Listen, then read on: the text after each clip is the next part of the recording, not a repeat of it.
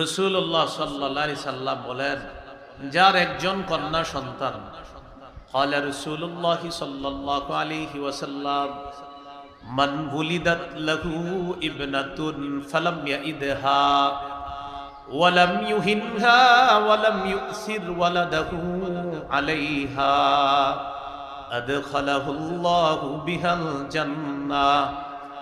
যে ব্যক্তির একজন কন্যা সন্তান, এই কন্যাকে সে কন্যা বলে মাটির নিচে জীবন্ত পুঁতে দেয় নাই জাহিলি যুগের মতো, কন্যাকে কন্যা বলে অবজ্ঞা করে নাই, কন্যার চেয়ে ছেলেকে বেশি প্রাধান্য দেয় নাই, আল্লাহ রাসূল বলেন এই এক কন্যার কারণে আল্লাহ তাআলা বাবাকে জান্নাতে প্রবেশ করাবেন। যাদের দুইজন কন্যা, ক্বালা রাসূলুল্লাহ সাল্লাল্লাহু আলাইহি ওয়াসাল্লাম, মান আলা জারিয়াতাইন দাখালতু আনা ওয়া হুয়াল জান্নাহ কাহাতাইন। রাসূলুল্লাহ সাল্লাল্লাহু আলাইহি সাল্লাম বলেন, যে ব্যক্তি দুই কন্যার লালন পালন করলো, আমি এবং দুই কন্যার অভিভাবক এইভাবে পাশাপাশি জান্নাতে প্রবেশ করব।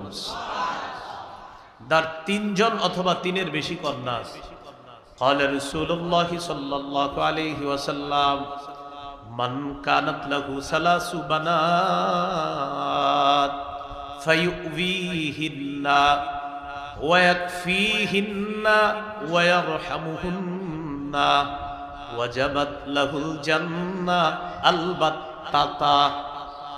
রাসূলুল্লাহ সাল্লাল্লাহু আলাইহি সাল্লাম বলেন, যার তিনজন কন্যা সন্তান, এই কন্যাকে অভিভাবক আশ্রয় দিয়েছে, কন্যার জন্য যথেষ্ট হয়ে গেছে, কন্যাকে মায়া স্নেহ মমতা দান করেছে, এই অভিভাবকের জন্য অবধারিতভাবে জান্নাত ওয়াজিব হয়ে যাচ্ছে।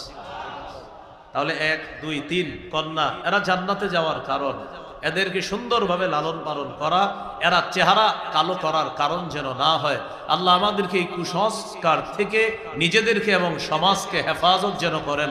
আল্লাহ সকলকে এই ব্যাপারে সচেতনতা অবলম্বন করার তৌফিক দান করেন।